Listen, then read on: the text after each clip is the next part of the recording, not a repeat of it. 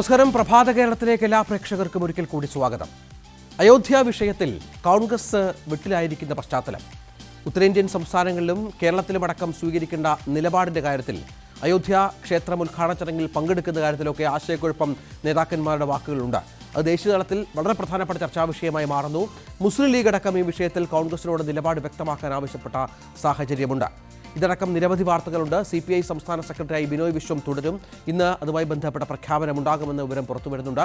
നാളെ നമ്മുടെ സംസ്ഥാന മന്ത്രിസഭയിൽ പുതുതായി 2 മന്ത്രിമാർ സത്യപ്രതിജ്ഞ ചെയ്യുകയാണ്.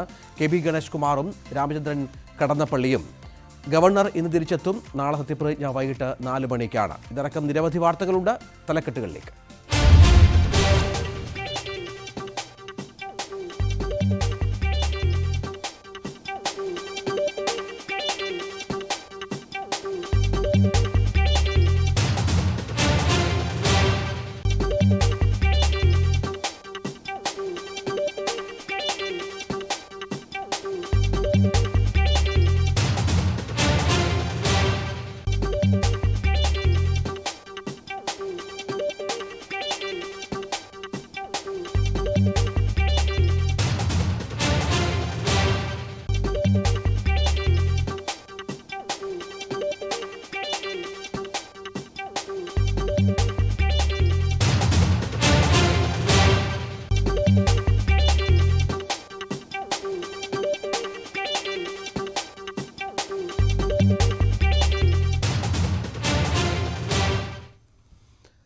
അയോധ്യ വിഷയത്തിൽ കോൺഗ്രസിനുള്ളിലെ ആശയക്കുഴപ്പം, ദേശീയ നേതൃത്വം കടുത്ത സമ്മർദ്ദത്തിലാണെന്നുള്ളതാണ് ഏറ്റവും പ്രധാനപ്പെട്ട വിവരം.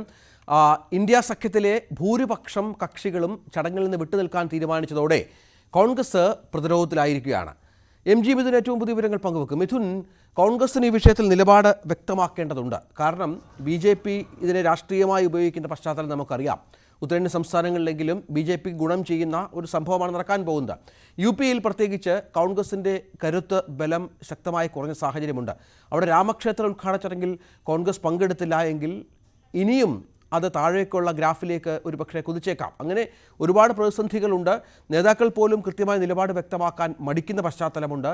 എന്ത് പ്രതീക്ഷിക്കണം, എന്ത് തീരുമാനം ഹൈക്കമാൻഡിൻ്റെ ഭാഗത്തുനിന്നുണ്ടാകും എന്ന് പ്രതീക്ഷിക്കണം മിഥുൻ? രജിത്ത് സൂചിപ്പിച്ചതുപോലെ തന്നെ വലിയൊരു സമ്മർദ്ദത്തിൽ തന്നെയാണ് കോൺഗ്രസ് ദേശീയ നേതൃത്വമുള്ളത്. അതായത് നേരത്തെ ദിഗ്വിജയ് സിംഗ് ആണ് ഈ ഒരു പ്രതിഷ്ഠാ ചടങ്ങിൽ കോൺഗ്രസിനെ ഔദ്യോഗികമായി ക്ഷണിച്ചിട്ടുണ്ട് എന്നുള്ള വിവരം പറയുന്നത്. അതിൽ സോണിയാഗാന്ധിയാണ് നേരിട്ട് ക്ഷണിച്ചത്. അല്ലെങ്കിൽ സോണിയയ്ക്ക് പങ്കെടുക്കാൻ സാധിച്ചില്ല എങ്കിൽ മറ്റേതെങ്കിലും കോൺഗ്രസ് നേതാക്കൾ ഈ ഒരു ചടങ്ങിൽ പങ്കെടുക്കുമെന്ന് അദ്ദേഹമായിരുന്നു ആദ്യമായി മാധ്യമങ്ങൾക്ക് മുമ്പിൽ പ്രതികരിക്കുകയും ചെയ്തത്. അതിനുശേഷമാണ് വിവാദങ്ങൾക്ക് തുടക്കമെടുത്തത്. പ്രധാനമായും നമുക്കറിയാം, കേരളം ഉൾപ്പെടെയുള്ള സംസ്ഥാനങ്ങളിൽ ഇതിൽ വലിയ രീതിയിൽ എതിർപ്പുണ്ട്. കേരളത്തിൽ മുസ്ലിം ലീഗ് അടക്കമുള്ള സംഘടനകൾ ഇതുമായി ബന്ധപ്പെട്ട കോൺഗ്രസിനെ പ്രതിരോധത്തിലാക്കുന്ന ഒരു സ്ഥിതിവിശേഷമുണ്ട്. പക്ഷേ സംസ്ഥാനത്തെ കോൺഗ്രസ് നേതാക്കൾ ഇതുമായി ബന്ധപ്പെട്ട കൃത്യമായ വിവരങ്ങൾ നൽകാൻ തയ്യാറായിട്ടില്ല. മാധ്യമങ്ങളുടെ ചോദ്യത്തിൽ നിന്ന് കഴിഞ്ഞ ദിവസം VD സച്ചിൻ ഉൾപ്പെടെയുള്ള നേതാക്കൾ ഒഴിഞ്ഞു മാറുന്നത് നമ്മൾ കാണുകയും ചെയ്തതാണ്. കേരളത്തിലുള്ള സംസ്ഥാനത്തിൽ മാത്രമല്ല, അതായത് ബംഗാൾ ഉൾപ്പെടെയുള്ള സംസ്ഥാനങ്ങളിലും ഇത്തരത്തിൽ എതിർപ്പ് വ്യാപകമായി വരുന്നുണ്ട്. അതായത് തൃണമൂൽ കോൺഗ്രസ് അടക്കമുള്ളവർ ഇന്ത്യ സഖ്യത്തിലെ പ്രധാനപ്പെട്ട കക്ഷികളെല്ലാം തന്നെ ഈ ഒരു പ്രതിഷ്ഠാ ചടങ്ങിൽ നിന്ന് വിട്ടുനിൽക്കുമെന്ന് നേരത്തെ തന്നെ മുൻകൂട്ടി അറിയിച്ചതാണ്.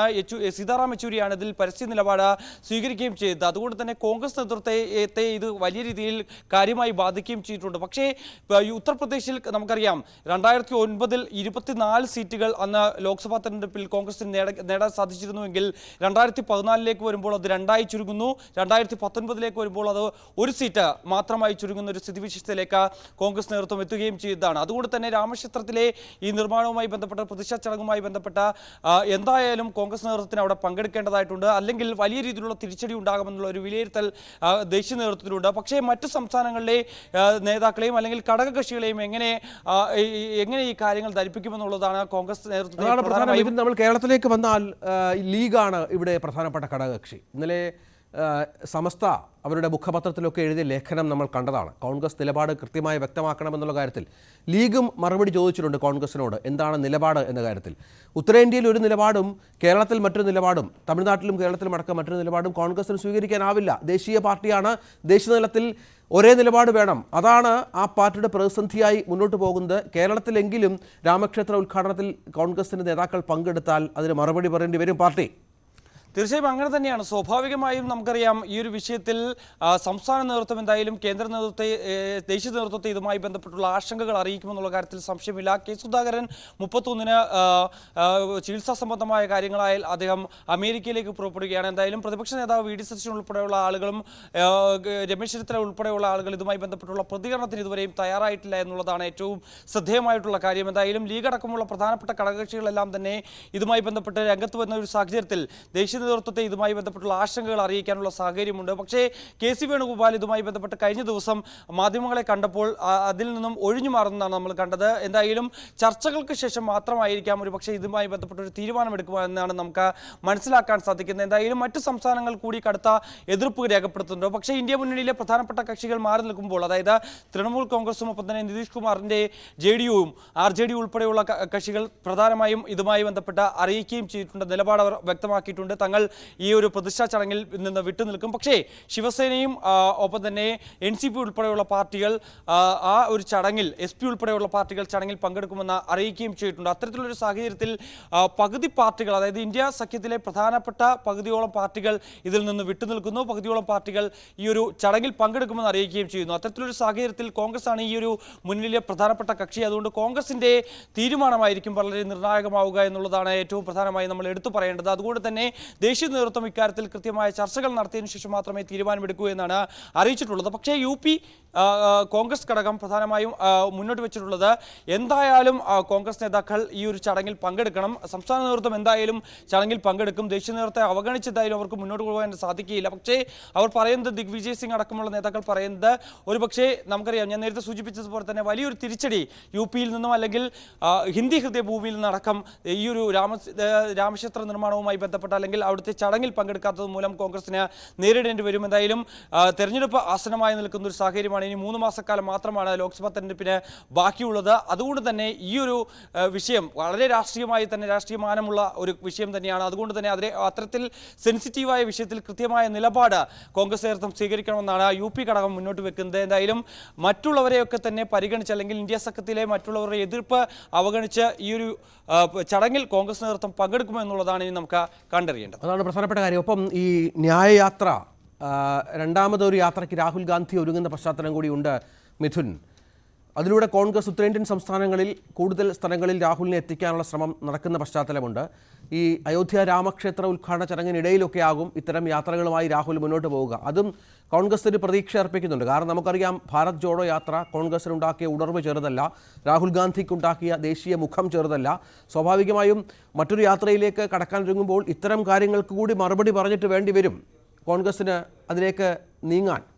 തീർച്ചയായും രഞ്ജിത്ത്, നമുക്കറിയാം, അതായത് രാഹുൽ ഗാന്ധി എന്നുള്ള നേതാവിന് ഭാരത് ജോഡോ എന്ന യാത്രയ്ക്ക് ശേഷമാണ് വലിയൊരു ഇമേജ് ലഭ്യമായതെന്നുള്ളത് നിസ്സംശയം പറയേണ്ടതായിട്ടുണ്ട്. അതിനു മുമ്പ് തന്നെ ഒരു ഇന്ത്യ മുന്നണി എന്നുള്ള സഖ്യം രൂപീകരിക്കുന്നത് പോലുള്ള ചർച്ചകൾക്ക് പോലും മറ്റ് പ്രതിപക്ഷ സഖ്യങ്ങൾ തയ്യാറായിരുന്നില്ലായിരുന്നു. പിന്നീടാണ് ഭാരത് ജോഡോ നൽകിയ ഒരു ഉണർവ്, അത് കോൺഗ്രസിനായാലും രാഹുൽ ഗാന്ധിക്കായാലും അല്ലെങ്കിൽ മറ്റു പാർട്ടികൾക്ക് നൽകിയ ഒരു ഉണർവ് മറ്റ് സംസ്ഥാനങ്ങളിൽ കൂടുതൽ മികവ് പുലർത്താൻ കോൺഗ്രസ് നേതൃത്വത്തിനൊപ്പം തന്നെ താഴെത്തട്ടിൽ നിന്ന് സംഘടനയെ ചലിപ്പിക്കാൻ ചില സംസ്ഥാനങ്ങളിലെങ്കിലും ഈ ഒരു യാത്രയിലൂടെ സാധിച്ചു എന്നുള്ളത് തന്നെയാണ്. അത് നമ്മൾ പിന്നീട് നിയമസഭാ തെരഞ്ഞെടുപ്പുകളിൽ കണ്ടെയാണ്. കർണാടക, ഹിമാചൽ പ്രദേശ് അടക്കമുള്ള സംസ്ഥാനങ്ങളിലൂടെ ഈ യാത്ര കടന്നു പോകുകയായിരുന്നു. അതുകൊണ്ട് തന്നെ അവിടെ പിന്നീട് നടന്ന നിയമസഭാ തെരഞ്ഞെടുപ്പിൽ മികച്ച വിജയം നേടാൻ ഈ ഒരു യാത്രയിലൂടെ തന്നെ ഒരു പ്രധാന ഘടകമായി നമുക്ക് എടുത്തു പറയേണ്ടതാണ്. അത്തരത്തിലുള്ള ഒരു രണ്ടാം ഘട്ട യാത്രയാണ്. അതായത് അന്നു തന്നെ വലിയൊരു രീതിയിലുള്ള വിമർശനങ്ങൾ ഉയർന്നിരുന്നു. അതായത് എന്തുകൊണ്ട് ഈ പ്രധാനപ്പെട്ട, അതായത് ഉത്തരേന്ത്യൻ സംസ്ഥാനങ്ങളിലൂടെ കടന്നു പോകുന്നില്ല യാത്ര എന്നുള്ള വിമർശനങ്ങൾ ഉയർന്നപ്പോൾ തന്നെ നേതാക്കൾ വ്യക്തമാക്കിയതാണ്. ഇതിന്റെ 2.0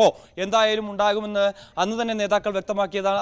അത് തന്നെയാണ് ഭാരത് ന്യായ് യാത്ര എന്ന രീതിയിൽ രണ്ടാം ഘട്ട ഭാരത് ജോഡോ യാത്രയ്ക്ക് ജനുവരി 14 തുടക്കം കുറിക്കാൻ പോകുന്നത്. അതിൽ ഗുജറാത്ത്, ഒപ്പം തന്നെ ബീഹാർ, മധ്യപ്രദേശ്, UP അടക്കമുള്ള സംസ്ഥാനങ്ങളിൽ പ്രധാനമായും ഈ ഒരു യാത്ര കടന്നു പോവുകയും ചെയ്യും. മഹാരാഷ്ട്രയിലാണ് യാത്ര അവസാനിക്കുന്നത്, മുംബൈയിലാണ് യാത്ര അവസാനിക്കുന്നത്. ഈ ഒരു നമുക്കറിയാം, ഭാരത് ജോഡോ കടന്നു പോയപ്പോഴൊക്കെ തന്നെ UP-യിലെ ചില പടിഞ്ഞാറൻ കേന്ദ്രങ്ങളിലൂടെ മാത്രമാണ് യാത്ര കടന്നുപോയിട്ടുള്ളത്. അതുകൊണ്ട് തന്നെ ഇത്തവണത്തെ യാത്ര, ഈ ന്യായ യാത്രയിലൂടെ UP അടക്കമുള്ള സംസ്ഥാനങ്ങളിലൂടെ പ്രധാനപ്പെട്ട നഗരങ്ങളിലൂടെ കടന്നു പോവുകയും ചെയ്യും. അതാണ് രഞ്ജിത്ത് സൂചിപ്പിച്ചപ്പോൾ തന്നെ ഈ പ്രതിഷ്ഠാ ചടങ്ങൊക്കെ നടക്കുന്ന ഒരു വേളയിൽ കൂടിയായിരിക്കും ഈ ഒരു യാത്ര കടന്നു പോവുകയും ചെയ്യുന്നത്. അത്തരത്തിൽ വലിയ രാഷ്ട്രീയമാനം ഉള്ളതുകൊണ്ട് തന്നെ അവിടെ വലിയ സ്വീകാര്യത ലഭിക്കേണ്ടത് കോൺഗ്രസിനെ സംബന്ധിച്ച് അനിവാര്യമാണ്. അതുകൊണ്ട് തന്നെ ഒരു എതിർപ്പ് മറ്റു സഖ്യകക്ഷികളിൽ നിന്നുണ്ടായാൽ പോലും തന്നെ കോൺഗ്രസ് ദേശീയ നേതൃത്വം ഈ ഒരു ചടങ്ങിൽ നിന്ന് വിട്ടുനിൽക്കുമെന്ന് നമുക്ക് കരുതേണ്ട ഒരു സാഹചര്യമില്ല എന്നാണ് മനസ്സിലാക്കാൻ സാധിക്കുന്നത്. എന്തായാലും ചടങ്ങിൽ കോൺഗ്രസ് ദേശീയ നേതൃത്വത്തിലുള്ള പ്രധാനപ്പെട്ട ഏതെങ്കിലും നേതാക്കൾ, ഒരുപക്ഷെ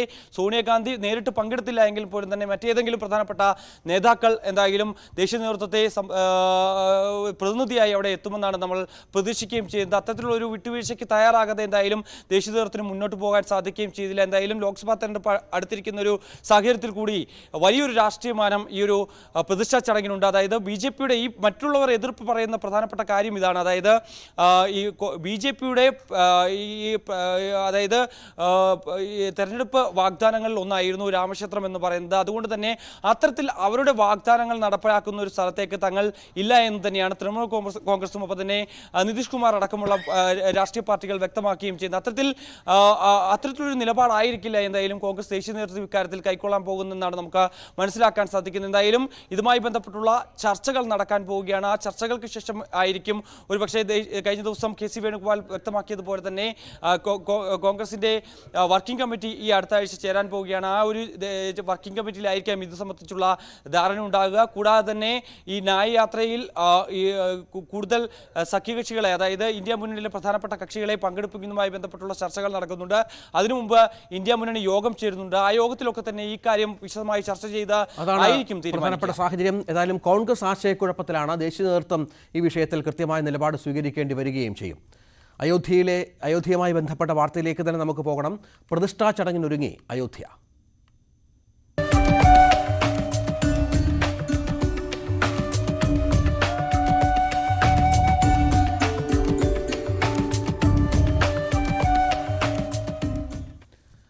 അയോധ്യയിൽ രാമക്ഷേത്ര നിർമ്മാണം അവസാന ഘട്ടത്തിൽ. 70 ഏക്കറിലായി വ്യാപിച്ചു കിടക്കുന്ന ക്ഷേത്രം വിവിധ നിർമ്മാണ വൈഭവങ്ങളുടെ സങ്കലനമാണ്.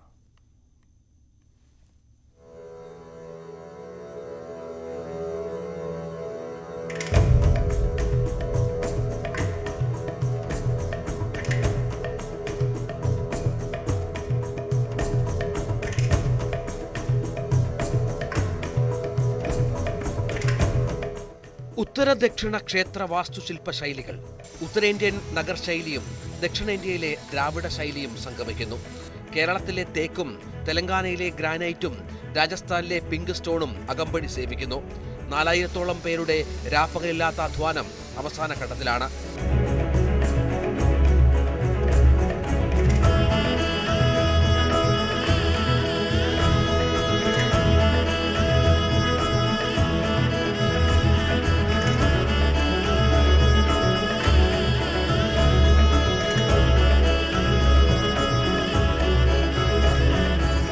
ആകെ 70 ഏക്കറിൽ 24 ഏക്കറിൽ മാത്രമാണ് നിർമ്മാണ പ്രവർത്തനങ്ങൾ.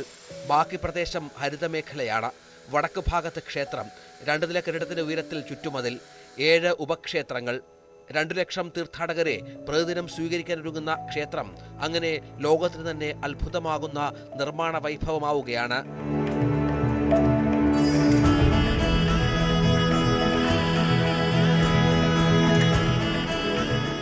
News desk, news 18. ഇന്ന് കോൺഗ്രസ് പാർട്ടിയുടെ 139ാമത് സ്ഥാപക ദിനാഘോഷമാണ്. സോണിയാഗാന്ധി, രാഹുൽ ഗാന്ധി, മല്ലികാർജ്ജുൻ ഖർഗെ തുടങ്ങിയവർ നാഗ്പൂരിലെ മഹാറാലിയിൽ പങ്കെടുക്കും. കണ്ണൂരിൽ സംസ്ഥാനതല ജന്മദിനാഘോഷങ്ങൾക്ക് കെ സുധാകരൻ നേതൃത്വം നൽകും. KPCC ആസ്ഥാനത്ത് നടക്കുന്ന ആഘോഷ പരിപാടികളിൽ AK Antony, VD Satheesan, doctor Shashi Tharoor തുടങ്ങിയ നേതാക്കൾ പങ്കെടുക്കും.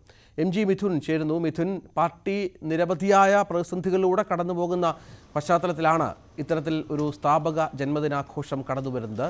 രാജ്യമൊട്ടാകെയുള്ള പരിപാടികൾ സംഘടിപ്പിച്ചിട്ടുണ്ട് എന്ന് മനസ്സിലാകുന്നു. എന്തൊക്കെയാണ് വിവരങ്ങൾ? രഞ്ജിത്ത്, ഞങ്ങൾ ഇതാ തയ്യാറെന്ന മുദ്രാവാക്യം ഉയർത്തിക്കൊണ്ട് തന്നെയാണ് ഈ ഒരു 139ാം വാർഷിക ദിനാഘോഷത്തിൽ ഈ ലോക്സഭാ തെരഞ്ഞെടുപ്പിന്റെ പ്രചരണങ്ങൾക്ക് തുടക്കമിടുക എന്നുള്ള ലക്ഷ്യമാണ് ഇതിലൂടെ കോൺഗ്രസ് നേതൃത്വം മുന്നോട്ട് വെക്കുന്നത്. അതിന്റെ ഭാഗമായാണ് നാഗ്പൂരിൽ മെഗാ റാലി സംഘടിപ്പിക്കുന്നത്. പ്രധാനപ്പെട്ട നേതാക്കളെല്ലാം തന്നെ ഈ ഒരു റാലിയിൽ പങ്കെടുക്കുന്നുണ്ട്. കോൺഗ്രസ് അധ്യക്ഷൻ മല്ലികാർജ്ജുൻ ഖാർഗെ, സോണിയാഗാന്ധി, പ്രിയങ്ക ഗാന്ധി, രാഹുൽ ഗാന്ധി അടക്കമുള്ള നേതാക്കളൊക്കെ തന്നെ ഈ ഒരു നാഗ്പൂരിലെ മെഗാ റാലിയിൽ പങ്കെടുക്കുന്നുണ്ട്. നാഗ്പൂരിലെ ആസാദി മൈതാനിയിലാണ് ഈ ഒരു മെഗാ റാലി സംഘടിപ്പിക്കുകയും ചെയ്തിരിക്കുന്നത്. ഇതിൽ അവർ മുന്നോട്ട് വെക്കുന്ന മുദ്രാവാക്യത്തോടു കൂടി തന്നെ പ്രചാരണങ്ങൾക്ക് തുടക്കമിടുക എന്നുള്ള ലക്ഷ്യമാണ് മുന്നിലുള്ളത്. കൂടാതെ തന്നെ ഈ ലോക്സഭാ തെരഞ്ഞെടുപ്പിന് മുമ്പ് നടന്ന സെമി ഫൈനൽ എന്ന് വിശേഷിപ്പിക്കാവുന്ന 5 സംസ്ഥാനങ്ങളുടെ തെരഞ്ഞെടുപ്പിൽ വലിയ രീതിയിലുള്ള ഹിന്ദി ഹൃദയഭൂമിയിലടക്കം വലിയ രീതിയിലുള്ള കനത്ത തിരിച്ചടി കോൺഗ്രസിന് നേരിടേണ്ടി വരുന്ന ഒരു പശ്ചാത്തലമുണ്ട്. രാജസ്ഥാനിൽ കനത്ത ഭരണവിരുദ്ധ വികാരമില്ലായിരുന്നുവെങ്കിൽ പോലും തന്നെ അവിടെ ഭരണം നഷ്ടമാകുന്ന ഒരു സാഹചര്യമുണ്ടായിരുന്നു. മധ്യപ്രദേശിൽ ഒരുപക്ഷെ കോൺഗ്രസിന് തിരിച്ചു വരാനാകുമെന്ന കണക്കുകൂട്ടൽ ദേശീയ നേതൃത്വത്തിനുണ്ടായിരുന്നു. ഒരു വലിയ രീതിയിലുള്ള ഭരണവിരുദ്ധ വികാരം BJP നേതൃത്വത്തിന് അവിടെ ഉണ്ടായിരുന്നു. പക്ഷേ അതെല്ലാം മറികടന്നുകൊണ്ട് തന്നെ BJP മൃഗീയ ഭൂരിപക്ഷത്തോടെ വീണ്ടും അവിടെ അധികാരത്തിൽ എത്തിയത് തന്നെ വലിയ ആശങ്ക തന്നെയാണ്, വലിയ തിരിച്ചടിയാണ് കോൺഗ്രസ് ദേശീയ നേതൃത്വത്തിനും.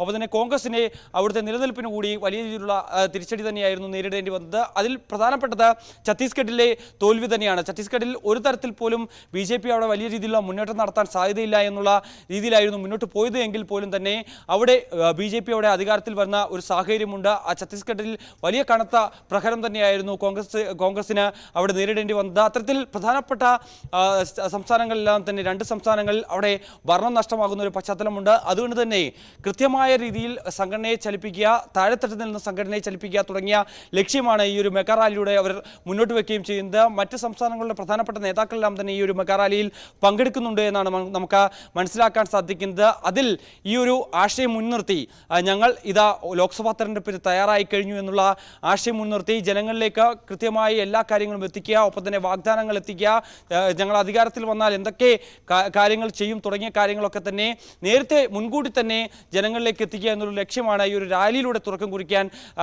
കോൺഗ്രസ് എന്തായാലും തീരുമാനിച്ചിരിക്കുന്നത്. എന്തായാലും വിപുലമായ ആഘോഷ പരിപാടികളാണ് 139ാം വാർഷിക ദിനാഘോഷവുമായി ബന്ധപ്പെട്ട് ഒരുക്കിയിരിക്കുന്നത്. ACC ആസ്ഥാനത്ത് മല്ലികാർജ്ജുൻ ഖാർഗെ രാവിലെ 10 മണിയോടുകൂടി ഈ കോൺഗ്രസിന്റെ പതാക ഉയർത്തുകയും ചെയ്യും. മറ്റ് PCCകളും വിപുലമായ ആഘോഷ പരിപാടികളാണ് നടത്തുന്നത്. ഇങ്ങ് കേരളത്തിലും കണ്ണൂരിലാണ് ഇതിന്റെ ആഘോഷ പരിപാടികൾക്ക് തുടക്കം കുറിക്കുക. കണ്ണൂർ DCCയിൽ KPC അധ്യക്ഷൻ K സുധാകരനാണ് പതാക ഉയർത്തുക. പിന്നീട് വിപുലമായ പരിപാടികളൊക്കെ തന്നെ ആസൂത്രണം ചെയ്യുകയും ചെയ്തിട്ടുണ്ട്. അത്തരത്തിൽ താഴെത്തട്ടിൽ ഉൾപ്പെടെ ഈ ഒരു ആഘോഷ പരിപാടികൾ സജീവമാക്കുക എന്നുള്ള നിർദ്ദേശം മുന്നോട്ട് വെച്ചിട്ടുണ്ട്. അത് എത്രത്തോളം പ്രാവർത്തികമാകുമെന്ന് നമുക്ക് കണ്ടറിയേണ്ടതായിട്ടുണ്ട്. എന്തായാലും ഇനി 3 മാസക്കാലം മാത്രമാണ് ലോക്സഭാ തെരഞ്ഞെടുപ്പിന് ബാക്കിയുള്ളത്. അതുകൊണ്ട് തന്നെ അത് മുന്നിൽ കണ്ടുകൊണ്ടുള്ള പ്രവർത്തനം ഏകോപിപ്പിക്കുക എന്നുള്ള ലക്ഷ്യമാണ് കോൺഗ്രസ് നേതൃത്വത്തിന് മുന്നിലുള്ളത്. തീർച്ചയായും അതാണ് കോൺഗ്രസിന്റെ സ്ഥാപക ജന്മദിനാഘോഷം 139ാമത് ഇന്ന് നടക്കുമെന്നുള്ളതാണ് ഏറ്റവും പ്രധാനപ്പെട്ട വിവരം. കോഴിക്കോട് മെഡിക്കൽ കോളേജിൽ പ്രസവ ശസ്ത്രക്രിയക്കിടെ ഹർഷിനയുടെ വയറ്റിൽ കത്രിക കുടുങ്ങിയ കേസിൽ കുറ്റപത്രം ഇന്ന് കോടതിയിൽ സമർപ്പിക്കും. കേസിലെ പ്രതികളായ ആരോഗ്യ പ്രവർത്തകരെ പ്രോസിക്യൂട്ട് ചെയ്യാൻ സർക്കാർ അനുമതി നൽകിയതിന് പിന്നാലെയാണ് മെഡിക്കൽ കോളേജ് പോലീസ് കുന്ദമംഗലം കോടതിയിൽ കുറ്റപത്രം സമർപ്പിക്കുന്നത്. നഴ്സുമാരും ഡോക്ടർമാരും 2 ഡോക്ടർമാരും 2 നഴ്സുമാരും കുറ്റക്കാരാണെന്ന് കണ്ടെത്തിയ പശ്ചാത്തലം കൂടിയുണ്ട്. MS അനീഷ് കുമാർ ചേരുകയാണ്. അനീഷ്, ആരോഗ്യവകുപ്പും ഈ ഹർഷിനയുമായി മാസങ്ങളായുള്ള പോരാട്ടമുണ്ട് ഈ വിഷയത്തിൽ. ഹർഷിനയ്ക്കൊപ്പം പൊതുസമൂഹം നിലയുറപ്പിച്ച പശ്ചാത്തലം കൂടിയുണ്ട്. എന്തൊക്കെയാണ് പ്രതീക്ഷിക്കേണ്ടത്? കുറ്റപത്രം കൊടുക്കുമ്പോൾ അത് ഈ ഡോക്ടർമാർക്കെതിരെയും നഴ്സുമാർക്കെതിരെയും കൃത്യമായ തെളിവുകളും ഹാജരാക്കിയിട്ടുണ്ട് എന്നാണ് മനസ്സിലാക്കേണ്ടത്. മറ്റു വിവരങ്ങൾ എന്തൊക്കെയാണ്?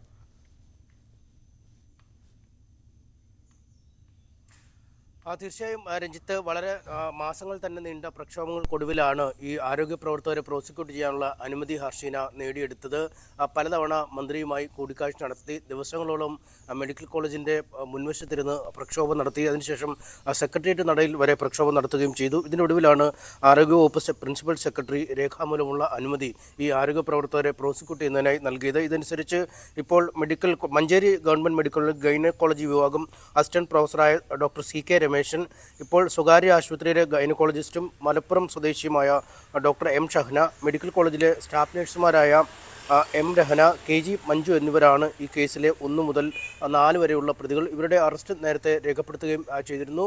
പ്രോസിക്യൂഷനുള്ള അനുമതി ആരോഗ്യവകുപ്പ് പ്രിൻസിപ്പൽ സെക്രട്ടറി നൽകിയതോടുകൂടിയാണ് കുറ്റപത്രം സമർപ്പിക്കുന്നതിനുള്ള നടപടികൾ ആരംഭിച്ചത്. ഇന്ന് കുന്നമംഗലം കോടതിയിലും ഈ കുറ്റപത്രം സമർപ്പിക്കുമെന്നാണ് നമുക്ക് മനസ്സിലാക്കാൻ കഴിയുന്നത്. എന്തായാലും അതോടുകൂടി ഈ നിയമപരമായ നടപടിക്രമങ്ങൾ ഒരു വശത്ത് പൂർത്തിയാകുമെന്നാണ് ഹർഷീന കരുതുന്നത്. എന്നാൽ മറുവശത്ത് തൻ്റെ ആരോഗ്യത്തിന് വളരെ ഗുരുതരമായി ബാധിച്ച തരത്തിലുള്ള സങ്കീർണതകളിലേക്ക് നീങ്ങിയ സാഹചര്യത്തിൽ തനിക്ക് 1 കോടി രൂപ നഷ്ടപരിഹാരം വേണമെന്ന ആവശ്യം ഹർഷീന ഉന്നയിക്കുന്നു. 2 വർഷം വരെ തടവ് ലഭിക്കാവുന്ന മെഡിക്കൽ നെഗ്ലിജൻസ് കുറ്റപ്രകാരമാണ് ഇവർക്കെതിരെ ഈ കുറ്റപത്രം സമർപ്പിക്കുന്നത്. എന്തായാലും ആ കുറ്റപത്രം സമർപ്പിച്ചതിന് തൊട്ടു പിന്നാലെയാണ് ഈ കോടതിയെ സമീപിച്ചു 1 കോടി രൂപ തനിക്ക് നഷ്ടപരിഹാരം വേണമെന്ന ആവശ്യം ഹർഷീന ഉന്നയിക്കുന്നത്. നേരത്തെ സർക്കാർ ഈ ഹർഷീനയുടെ സമരങ്ങളുടെ അടിസ്ഥാനത്തിൽ 2 ലക്ഷം രൂപ നഷ്ടപരിഹാരമായി നൽകാൻ ആവശ്യപ്പെട്ടിരുന്നു. പക്ഷേ ആ നഷ്ടപരിഹാരം തനിക്ക് മതിയാവില്ല എന്ന നിലപാടിലേക്കാണ് ഹർഷീന എത്തിച്ചേർന്നിരിക്കുന്നത്. എന്തായാലും പൊതുജനങ്ങളുടെ സഹായത്തോടുകൂടി നിയമസഹായത്തിനുള്ള പിരിവെടുത്ത് കോടതിയെ സമീപിച്ച് 1 കോടി രൂപ നഷ്ടപരിഹാരം വാങ്ങിയെടുക്കാൻ തന്നെയാണ്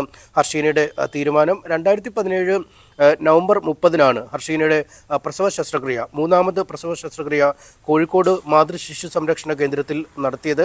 ഇതിനുശേഷം ഈ നവംബർ 30 പ്രസവ ശസ്ത്രക്രിയ നടന്നു. ഇതിനുശേഷം വേദന ഒഴിഞ്ഞ സമയം ഈ ഹർഷീനയ്ക്ക് ഉണ്ടായിട്ടില്ല എന്നാണ് കണ്ടെത്തിയത്. ഇതിനുശേഷം നിരവധി ചികിത്സകൾ നടത്തിയെങ്കിലും ഒന്നും കൃത്യമായി വേദന ഒഴിവാക്കാൻ സഹായകരമായില്ല. ഇതേ തുടർന്നാണ് പിന്നീട് സ്വകാര്യ ആശുപത്രിയിൽ 2022-ൽ സ്കാനിംഗ് നടത്തിയത്. ഈ സ്കാനിങ്ങിലാണ് വയറ്റിനുള്ളിൽ കത്രിക കുടുങ്ങിയെന്ന് കണ്ടെത്തിയിരിക്കുന്നത്. നേരത്തെ 2 തവണ പ്രസവ ശസ്ത്രക്രിയയുമായി ബന്ധപ്പെട്ട് സ്കാനിംഗ് അടക്കമുള്ള ടെസ്റ്റുകൾ നടത്തിയെങ്കിലും ഇത്തരം ഈ കത്രികയുടെ സാന്നിധ്യം അല്ലെങ്കിൽ അത്തരമൊന്നും വയറ്റിൽ കണ്ടെത്താൻ കഴിഞ്ഞിരുന്നില്ല. കൃത്യമായി 3ാമത്തെ പ്രസവ ശസ്ത്രക്രിയയ്ക്ക് ശേഷമാണ് ഈ കത്രികയുടെ സാന്നിധ്യം വയറ്റിനുള്ളിൽ കണ്ടെത്തിയത്. എന്നാൽ ഈ കത്രികയുടെ ഉടമകൾ അല്ലെങ്കിൽ കത്രിക തങ്ങളുടെ ഭാഗത്തു നിന്നും ഉണ്ടായ പിഴവ് മൂലം വയറ്റിൽ നിക്ഷേപിക്കപ്പെട്ടതല്ല എന്ന വാദമുഖത്തിലാണ് ആശുപത്രി അധികൃതർ ഉറച്ചു നിന്നത്. ആരോഗ്യവകുപ്പ് നിരവധി അന്വേഷണങ്ങൾ ഇതുമായി ബന്ധപ്പെട്ട് നടത്തിയെങ്കിലും ഈ കുറ്റവാളികൾ ആരും ഇല്ല എന്ന ഒരു കണ്ടെത്തലാണ്, അല്ലെങ്കിൽ ഈ കത്രിക എവിടെ നിന്നാണ് വയറ്റിൽ കുടുങ്ങിയത് എന്നത് സംബന്ധിച്ച കൃത്യമായ ഒരു നിഗമനത്തിൽ എത്താൻ കഴിഞ്ഞില്ലെന്നാണ് ആരോഗ്യവകുപ്പ് പറഞ്ഞിരുന്നത്. രഞ്ജിത്ത്, അനീഷാണ് വിവരങ്ങൾ പങ്കുവച്ചത്. മറ്റൊരു വാർത്തയിലേക്ക് പോകണം. അത് കൊച്ചിയിൽ നിന്നാണ്. കൊച്ചി കപ്പൽശാലയിൽ നിന്ന് ദൃശ്യങ്ങൾ പകർത്തിയ കേസിൽ പ്രതി ശ്രീനിഷുമായി പോലീസ് തെളിവെടുപ്പ് നടത്തും. എറണാകുളം CJM കോടതിയിലാണ് പ്രതിയെ ഇന്നലെ പോലീസ് കസ്റ്റഡിയിൽ വിട്ടത്. 2 ദിവസത്തേക്കാണ് കോടതി കസ്റ്റഡി അനുവദിച്ചത്. നവമി ദിനേശ് ചേരുന്നുണ്ട്. നവമി, ഇതിൽ എന്താണ് ഇയാളുടെ ഉദ്ദേശ ലക്ഷ്യം? ദൃശ്യങ്ങൾ പകർത്തുന്നതിലടക്കം അതാണ് വ്യക്തമാകേണ്ടത്. കാരണം കപ്പൽശാല പോലെ തന്ത്രപ്രധാനമായ ഒരു സ്ഥലത്തെത്തി ദൃശ്യങ്ങൾ പകർത്തുക എന്നുള്ളത് നിയമവിരുദ്ധമാണ്. അത് മനസ്സിലാക്കാത്ത ആളൊന്നുമല്ല. പക്ഷേ അതിന് പിന്നിൽ എന്തെങ്കിലും മോട്ടീവ് ഉണ്ടോ എന്നുള്ളതാണ് പോലീസ് അന്വേഷിക്കുന്നത്. എന്തെങ്കിലും വിവരം ലഭ്യമായിട്ടുണ്ടോ?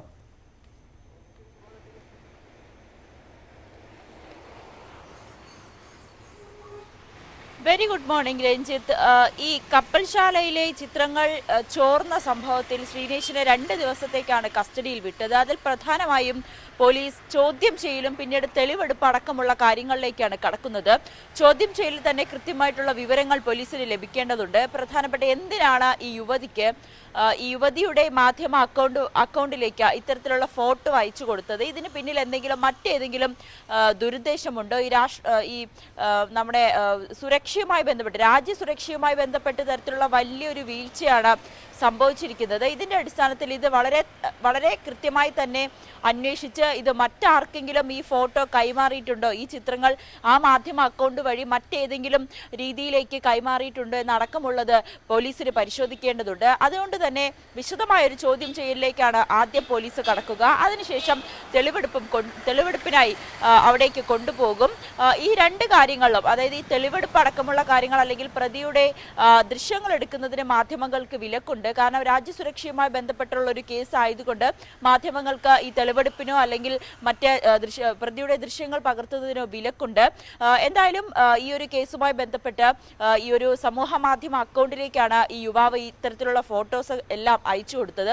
ഒപ്പം തന്നെ മറ്റേതെങ്കിലും വിവരങ്ങൾ ചോർത്തി നൽകിയിട്ടുണ്ടോ എന്നും കൂടി പോലീസിന് പരിശോധിക്കേണ്ടതുണ്ട്. യുവാവിന്റെ ഫോൺ ഇപ്പോൾ പോലീസ് കസ്റ്റഡിയിലാണ്. വിദഗ്ധ പരിശോധനയ്ക്കായി അയച്ചിട്ടുണ്ട്. ഏതായാലും ഉടൻ തന്നെ, എത്രയും പെട്ടെന്ന് തന്നെ അതിലുള്ള വിവരങ്ങളെല്ലാം ലഭിക്കുമെന്നാണ് പോലീസിന് അറിയാൻ സാധിക്കുന്നത്. എന്തായാലും അത് കണ്ടെത്തി ആ യുവതിയെയും കൂടി ഇനി ചോദ്യം ചെയ്യുക എന്നുള്ളൊരു തീരുമാനത്തിലേക്ക് പോലീസ് എത്തുന്നുണ്ട്. ഈ ആരാണ് ഈ യുവതി എന്നത് കൂടി കണ്ടെത്തേണ്ടതുണ്ട്. അതിനുള്ള അന്വേഷണവും ഇപ്പോൾ പുരോഗമിക്കുകയാണ്. ഇന്റലിജൻസിന്റെ അടക്കം ഒരു അന്വേഷണം ഈ കേസുമായി ബന്ധപ്പെട്ട് നടക്കുന്നുണ്ട്. എന്തായാലും ഇത്തരത്തിലൊരു സുരക്ഷാ വീഴ്ചയുണ്ടായിരിക്കുന്നത് വലിയ ആശങ്കയാണ് സൃഷ്ടിച്ചിരിക്കുന്നത്. ഒപ്പം തന്നെ ഈ യുവതി ഇത് മറ്റാർക്കെങ്കിലും ഈ ദൃശ്യങ്ങൾ അയച്ചു കൊടുത്തിട്ടുണ്ടോ, അതിൽ മറ്റേതെങ്കിലും തരത്തിലുള്ള ഉദ്ദേശങ്ങളുണ്ടോ, എങ്ങനെയാണ് ഈ യുവാവും യുവതിയുമായി പരിചയപ്പെടുന്നത്, ഒരു സമൂഹ അക്കൗണ്ട് വഴി മാധ്യമ അക്കൗണ്ട് വഴി മാത്രമുള്ള ഒരു പരിചയമാണോ, ഇവർ നേരിട്ട് കണ്ടിട്ടുണ്ടോ എന്നടക്കമുള്ള മറ്റേതെങ്കിലും തരത്തിലുള്ള ഈ പണം കൈമാറ്റം അല്ലെങ്കിൽ ആ തരത്തിലുള്ള ഏതെങ്കിലും കൈമാറ്റങ്ങൾ നടന്നിട്ടുണ്ടോ എന്നടക്കമുള്ള കാര്യങ്ങളാണ് ഇപ്പോൾ പോലീസ് പരിശോധിച്ചു വരുന്നത്. നവമി ദിനേശാണ് വിവരങ്ങൾ പങ്കുവച്ചത്. വയനാട്ടിലെ വാഗേരി സിസിയിൽ കൂട്ടിൽ കെട്ടിയിട്ട ആടിനെ കടുവ കൊന്നു എന്നുള്ള പ്രധാനപ്പെട്ട വിവരം പുറത്തു വരുന്നുണ്ട്. കല്ലിടാംകുന്ന് ജയ എസ്റ്റേറ്റ് സമീപം കാക്കനാട്ട് വർഗീസിന്റെ ആടിനെയാണ് കൊന്നത്. വനംവകുപ്പ് തെരച്ചിൽ നടത്തിയെങ്കിലും കടുവയെ ഇതുവരെ കണ്ടെത്താനായിട്ടില്ല എന്നുള്ളത് പ്രധാനപ്പെട്ട വിവരമാണ്. മേഖലയിൽ വീണ്ടും കടുവയുടെ സാന്നിധ്യം സ്ഥിരീകരിച്ചതോടെ പ്രദേശവാസികൾ വലിയ കടുത്ത ഭീതിയിലാണ് എന്നുള്ളതും വളരെ പ്രധാനപ്പെട്ട ഒന്നാണ്. ജിൻസ് വയനാട്ടിൽ നിന്ന് ചേരുന്നുണ്ട്. ജിൻസ്, ഈ കടുവയെ കണ്ടെത്താനുള്ള ശ്രമങ്ങൾ നടത്തുന്നുണ്ട് വനംവകുപ്പിൻ്റെ ഭാഗത്തു നിന്ന് എന്നാണ് മനസ്സിലാകുന്നത്. വീണ്ടും പക്ഷേ കടുവയുടെ സാന്നിധ്യം അവിടെ സ്ഥിരീകരിച്ച പശ്ചാത്തലം അത് നാട്ടുകാരെ വല്ലാതെ ഭീതിയിലാഴ്ത്തുന്നുണ്ട്. എന്താണ് അവിടുത്തെ സാഹചര്യം? രഞ്ജിത്ത്, വാഗേരി സിസിക്ക് സമീപത്താണ് ഇന്നലെ രാത്രി 9:30 ഈ കടുവയുടെ ആക്രമണം ഉണ്ടായത്. ജെ എസ്റ്റേറ്റിന് സമീപം താമസിക്കുന്ന വർഗീസിന്റെ 3 വയസ്സുള്ള ഗർഭിണിയായ ആടിനെയാണ് ഈ കടുവ കൂട് പൊളിച്ച് ആക്രമിച്ചു കൊന്നത്. ഈ ആട്ടിൻകുട്ടിയുടെ കരച്ചിൽ കേട്ടായിരുന്നു ഈ വീട്ടുകാർ ഈ ആടിന് സമീപം എത്തുന്നത്. ആ സമയത്താണ് ഈ ആടിനെ ചത്ത നിലയിൽ കണ്ടത്. ഉടനെ തന്നെ വനംവകുപ്പിനെ വിവരം അറിയിക്കുകയും വനപാലകർ ഈ സ്ഥലത്തെത്തി തിരച്ചിൽ നടത്തുകയും ചെയ്തു. പക്ഷേ കടുവയെ കണ്ടെത്താനായിട്ടില്ല. ഈ മാസം 23-നാണ് ഈ ഞാറക്കാട്ടിൽ സുരേന്ദ്രന്റെ 8 മാസം പ്രായം വരുന്ന പശുവിനെ കടുവ ആക്രമിച്ച് കൊലപ്പെടുത്തിയത്. തുടർന്ന് ബാക്കി ഭക്ഷിക്കാനായി വീണ്ടും കടുവ എത്തിയിരുന്നു. ഇതോടുകൂടെ ആണ് ഈ പ്രദേശത്ത് കൂട് സ്ഥാപിച്ചത്. ഈ പ്രദേശവാസിയായ ഞാറക്കാട്ടിൽ സുരേന്ദ്രന്റെ ഏതാനും മീറ്ററുകൾ മാത്രം അകലെയാണ് വീണ്ടും കടുവ ഇറങ്ങിയിട്ടുണ്ടായിരുന്നത്. എന്തായാലും ഈ പ്രദേശത്ത് വനംവകുപ്പ് ക്യാമറകൾ സ്ഥാപിച്ചിട്ടുണ്ട്. ആളുകളെല്ലാം തന്നെ കടുത്ത ഭീതിയിലാണ്. ഈ തോട്ടം തൊഴിലാളികളും അതുപോലെ തന്നെ ക്ഷീരകർഷകരും തിങ്ങിപ്പാർക്കുന്ന ഈ പ്രദേശത്ത് പുറത്തിറങ്ങാൻ കഴിയാത്തൊരു ആശങ്ക നിലനിൽക്കുന്ന ഒരു സാഹചര്യം ഉണ്ടായിരുന്നു. ഈ മാസം 9-നായിരുന്നു വാഗേരിയിലെ ക്ഷീരകർഷകനായ പ്രജീഷിനെ കടുവ കൊലപ്പെടുത്തിയത്. അതിനുശേഷം ഇതിനെ വെടിവെച്ച് കൊല്ലണമെന്നുള്ള ആവശ്യമൊക്കെ ഉന്നയിച്ച ജനങ്ങൾ പ്രതിഷേധം ശക്തമായതിനെ തുടർന്ന് ഏകദേശം 10 ദിവസത്തിനകമാണ് ഈ കടുവയെ വനംവകുപ്പ് കൂട്ടിലാക്കിയത്. അതിനുശേഷം ഈ കടുവയെ പിന്നീട് തൃശ്ശൂരിലേക്ക് മാറ്റുകയും ചെയ്തു. എന്നാലും ഇപ്പോൾ നിലവിൽ വലിയ ഭീതിയാണ് തുടരുന്നത്. രഞ്ജിത്ത്, കടുവയുടെ ഭീതി ആ മേഖലയിൽ തുടരുന്നു എന്നുള്ളതാണ് വയനാട് സിസി മേഖലയിലെ സാഹചര്യം. ദിനീഷാണ് വിവരങ്ങൾ പങ്കുവച്ചത്. നമുക്ക് മറ്റു വാർത്തകളിലേക്ക് കൂടി ഒന്ന് പോകണം. പ്രതിപക്ഷ യുവജന സംഘടനകളുടെ യോഗം ഇന്ന് തലസ്ഥാനത്ത് ചേരും. വി ഡി സതീശനാണ് യോഗം വിളിച്ചത്. ലോക്സഭാ തെരഞ്ഞെടുപ്പ് മുന്നിൽ കണ്ട് യുവജന സംഘടനകളുടെ കൂട്ടായ്മ സംഘടിപ്പിക്കുകയാണ് ലക്ഷ്യം. കണ്ടോൺമെന്റ് ഹൗസിലാണ് യോഗം. പ്രാദേശിക തലങ്ങളിൽ യൂത്ത് ലീഗ് ഉൾപ്പെടെയുള്ള പ്രതിപക്ഷ യുവജന സംഘടനകളുമായി പ്രവർത്തനം ഏകോപിപ്പിക്കാനാണ് യൂത്ത് കോൺഗ്രസിൻ്റെയും തീരുമാനം. കേന്ദ്ര സർക്കാരിനെതിരെ പ്രക്ഷോഭം സംഘടിപ്പിക്കുന്നതിൽ തീരുമാനമുണ്ടാകും. സംസ്ഥാന സർക്കാരിനെതിരെയും പ്രതിഷേധങ്ങൾ സംഘടിപ്പിക്കും. ഗവർണറും സർക്കാരും തമ്മിലുള്ള പോര് രൂക്ഷമാകുന്നതിനിടെ കേരള സർവകലാശാല സിൻഡിക്കേറ്റ് യോഗം ഇന്ന് ചേരും. സെനറ്റിലേക്കുള്ള വിദ്യാർത്ഥി പ്രതിനിധികളെ സർവകലാശാല നാമനിർദ്ദേശം ചെയ്തിരുന്നില്ല. അതുകൊണ്ടാണ് ഗവർണർക്ക് നേരിട്ട് നാമനിർദ്ദേശം ചെയ്യാൻ അവസരമുണ്ടായതും. ഗവർണറുടെ പട്ടികയിൽ സംഘപരിവാർ അനുകൂലികൾ ഉൾപ്പെട്ടതാണ് വിവാദത്തിന് ഇടയാക്കിയത്. ഇക്കാര്യത്തിൽ സിൻഡിക്കേറ്റിന് വൈസ് ചാൻസലറോട് കടുത്ത അതൃപ്തിയുണ്ട്. ഉന്നത വിദ്യാഭ്യാസ മന്ത്രി ആർ ബിന്ദു നൽകിയ പട്ടിക ഔദ്യോഗിക നാമനിർദ്ദേശമാക്കാതെ മന്ത്രിയുടെ ശുപാർശയായാണ് സർവകലാശാല ഗവർണർക്ക് കൈമാറിയത്. ഇതും ഇടത് സിൻഡിക്കേറ്റ് അംഗങ്ങൾ വൈസ് ചാൻസലർക്കെതിരെ ആയുധമാക്കും. ബിനോയ് വിശ്വത്തെ CPI സംസ്ഥാന സെക്രട്ടറിയായി ഇന്ന് ഔദ്യോഗികമായി പ്രഖ്യാപിക്കും. സംസ്ഥാന എക്സിക്യൂട്ടീവിൻ്റെ നിർദ്ദേശം സംസ്ഥാന കൗൺസിൽ അംഗീകരിക്കും. കെ പ്രകാശ് ബാബുവാണ് ഇന്നലെ എക്സിക്യൂട്ടീവിൽ ബിനോയ് വിശ്വത്തിൻ്റെ പേര് നിർദ്ദേശിച്ചത്. അവധി അപേക്ഷിച്ചുകൊണ്ട് കാനം രാജേന്ദ്രൻ നൽകിയ കത്തിലും ബിനോയിക്ക് സെക്രട്ടറിയുടെ ചുമതല നൽകണമെന്ന നിർദ്ദേശമുണ്ടായിരുന്നു. സെക്രട്ടറിയെ തീരുമാനിച്ച രീതിയിൽ ഒരു വിഭാഗത്തിന് അതൃപ്തിയുണ്ടെങ്കിലും സംസ്ഥാന കൗൺസിലിൻ്റെ തീരുമാനത്തെ അത് സ്വാധീനിക്കാൻ ഇടയില്ല.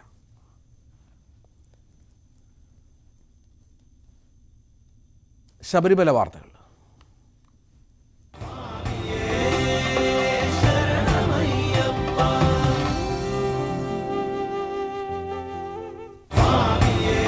ശബരീശ ദർശനം നിങ്ങൾക്കായി സമർപ്പിക്കുന്നത് വ്രതശുദ്ധിയുടെയും നന്മയുടെയും നാളുകൾ പരിശുദ്ധമാക്കാം മിൽമയ്ക്കൊപ്പം. മിൽമ, കേരളം കണികണ്ടുണരുന്ന നന്മ. മകരവിളക്ക് ഉത്സവത്തിനായി ഡിസംബർ 30 വൈകിട്ട് ശബരിമല നട തുറക്കും. ജനുവരി 15 മകരവിളക്ക്. അന്ന് വെളുപ്പിന് 2:46 മകരസംക്രമ പൂജ നടക്കും. പതിവ് പൂജകൾക്ക് ശേഷം വൈകിട്ട് 5 മണിക്ക് നട തുറക്കും. 19 ശരംകുത്തിയിലേക്ക് എഴുന്നള്ളത്ത്. ജനുവരി 20 വരെ ഭക്തർക്ക് ദർശനത്തിനുള്ള സൗകര്യമുണ്ടായിരിക്കും.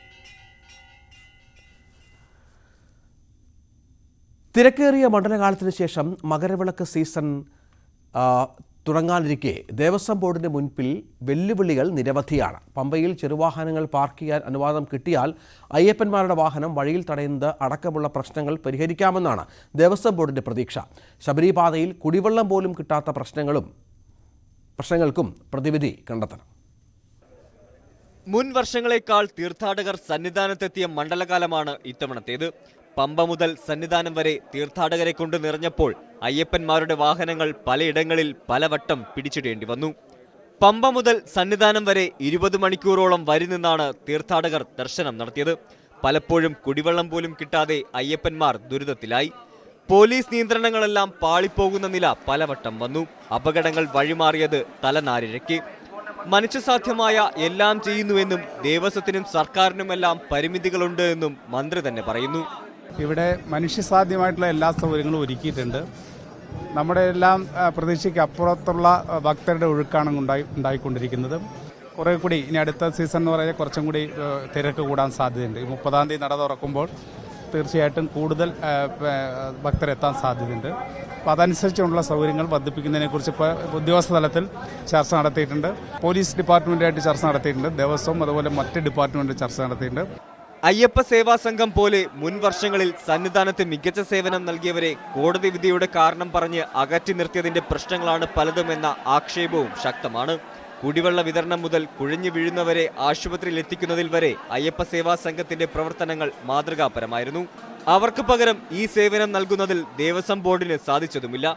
ഇനി കൂടുതൽ അയ്യപ്പന്മാർ സന്നിധാനത്തെത്തുന്ന മകരവിളക്ക് കാലം. പമ്പയിലെ പാർക്കിങ്ങിൽ കോടതി അനുകൂല നിലപാടെടുത്താൽ ദേവസ്വം ബോർഡിന് അത് വലിയ ആശ്വാസമാകും. ഒപ്പം കുടിവെള്ളം, ലഘുഭക്ഷണ വിതരണം മുതൽ അടിയന്തര സേവനങ്ങൾ വരെ പരിഹരിക്കേണ്ട പ്രശ്നങ്ങൾ ഏറെയുണ്ട്. മണ്ഡലകാലത്തേക്കാൾ തീർത്ഥാടകരെത്തിയാൽ അത് ഇരട്ടി വെല്ലുവിളിയാകും. അഭൂതപൂർവമായ തിരക്കനുഭവപ്പെട്ട ദിവസങ്ങളിലെല്ലാം സന്നിധാനത്തെത്തിയ തീർത്ഥാടകർക്ക് നേരിടേണ്ടി വന്നത് സമാനതകളില്ലാത്ത ബുദ്ധിമുട്ടുകളാണ്. മുന്നൊരുക്കങ്ങളിൽ ചില പ്രശ്നങ്ങളുണ്ടെന്നും പരിഹരിക്കേണ്ട കാര്യങ്ങളുണ്ടെന്നും മന്ത്രി കെ രാധാകൃഷ്ണൻ തന്നെ പറയാതെ പറയുമ്പോൾ മകരവിളക്ക് തീർത്ഥാടന കാലത്തിന് മുൻപ് എന്തെല്ലാം പ്രശ്നങ്ങൾ പരിഹരിക്കുമെന്നതാണ് ഇനി കണ്ടറിയേണ്ടത്. സന്നിധാനത്ത് നിന്നും KP ധനേഷിനൊപ്പം CV അനുമോദ്, ന്യൂസ് 18. ഇടവേള.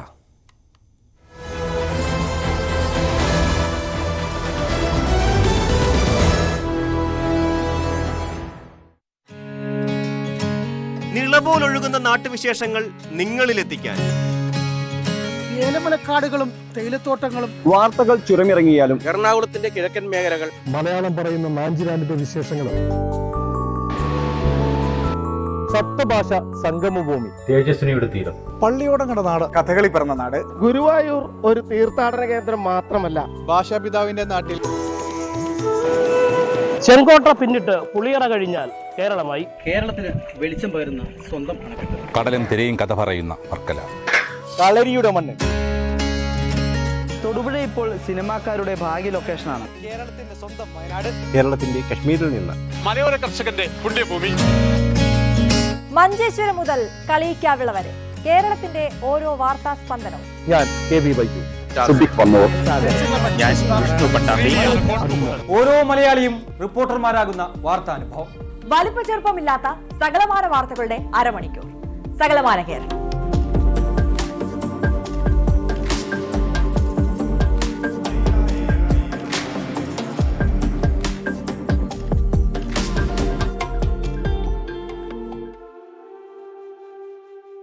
എന്ത് ഭംഗിയുള്ള വീടാ. കേരളം കാത്തിരുന്ന വൻ പോരാട്ടങ്ങൾ ഇനി ന്യൂസ് 18-ൽ. ഇന്ത്യയിൽ ഏറ്റവും കൂടുതൽ ആരാധകരുള്ള ഫുട്ബോൾ ടീമിന്റെ പോരാട്ടം. 3 തവണ പടിക്കലെത്തി കാലമുടച്ചതാ. പക്ഷെ ഇത്തവണ ആ കപ്പ് ഇവാനാശൻ സംഘവും ഇഞ്ഞു പൊക്കും. ബ്ലാസ്റ്റേഴ്സ് ഇറങ്ങുമ്പോൾ സ്റ്റേഡിയം മഞ്ഞക്കടലാകുമ്പോൾ ആ മഞ്ഞക്കടലിരമ്പം ഇനി ന്യൂസ് 18 കേരളത്തിലൂടെ പ്രേക്ഷകരിലേക്ക്.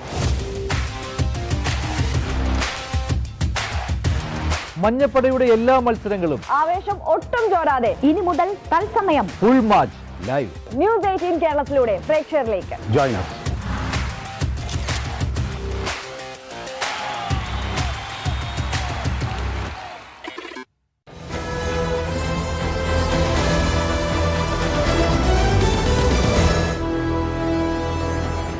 പുതുവർഷത്തെ വരവേൽക്കാൻ ഒരുങ്ങി ഫോർട്ട് കൊച്ചി. ആഘോഷത്തിന്റെ മാറ്റുകൂട്ടാനെത്തിയ മഴമരം കാണാൻ നിരവധി പേരാണ് വെളി മൈതാനിയിലേക്ക് ഒഴുകിയെത്തുന്നത്.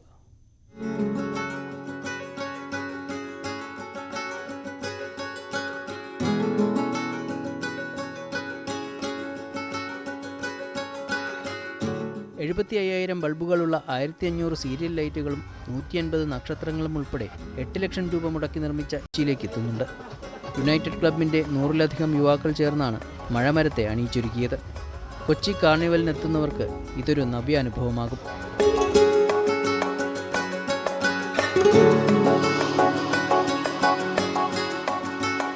ഫസ്റ്റ് ടൈമാണ് വരുന്നത്. പക്ഷെ ഭയങ്കര ബ്യൂട്ടിഫുൾ ആയിട്ടുണ്ട്, നല്ല വൈബായിട്ടുണ്ട്, എൻജോയ് ചെയ്യാൻ പറ്റുന്നുണ്ട്. എന്റെ ചെറുപ്പം പോലെ 10-20 കൊല്ലത്തിന് മേലായി ഞാൻ ഈ കാഴ്ച കണ്ടുകൊണ്ടിരിക്കുന്നത്. നല്ല രീതിയിലുള്ള പരിപാടിയോടെ നടന്നുകൊണ്ടിരിക്കുന്നത്. ഈ വർഷം എല്ലാ കൊല്ലത്തിലും ആൾക്കാർ കൂടുതലാണ്. എല്ലാ കൊല്ലം 3 ലക്ഷം ആണെങ്കിൽ ഈ കൊല്ലം 9 ലക്ഷമാണ്. പ്രതീക്ഷയുടെ പുതിയ വർഷത്തിലേക്ക് കടക്കാൻ ഇനി ദിവസങ്ങൾ മാത്രം ശേഷിക്കെ ആ ആഘോഷരാത്രിക്കായി കാത്തിരിക്കുകയാണ് കൊച്ചിക്കാർ. പുതുവർഷ പുലരിയിൽ പരേഡ് ഗ്രൗണ്ടിലെ പാപ്പാഞ്ഞിയെ കത്തിച്ചുകൊണ്ടാണ് കാർണിവൽ അവസാനിക്കുന്നത്.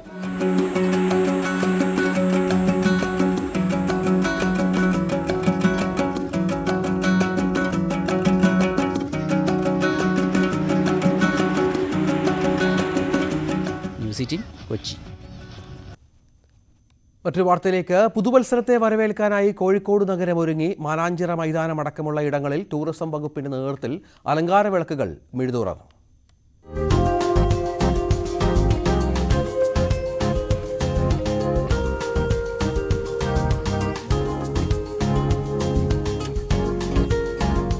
പുതുവത്സരാഘോഷങ്ങളുടെ ഭാഗമായി തിരുവനന്തപുരം നഗരത്തിൽ നടത്തിയ ദീപാലങ്കാരം വൻ വിജയമായ സാഹചര്യത്തിലാണ് തീം അധിഷ്ഠിത വെളിച്ചവിന്യാസം ഇത്തവണ കോഴിക്കോട് നഗരത്തിലും ഒരുക്കിയിരിക്കുന്നത്.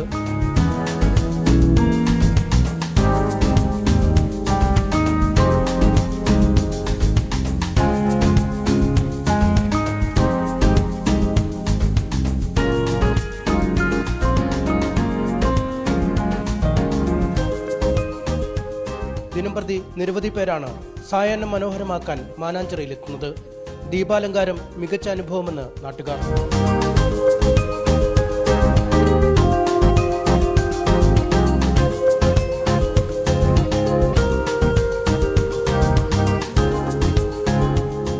നമ്മൾ സെറ്റ് ആക്കും. ഇവിടെ നല്ല ലൈറ്റിങ്സ്, നല്ല കാര്യങ്ങളൊക്കെ, കുറെ ഫോട്ടോ ഒക്കെ എടുത്ത് നല്ല അടിപൊളിയാണ് സംഗതി.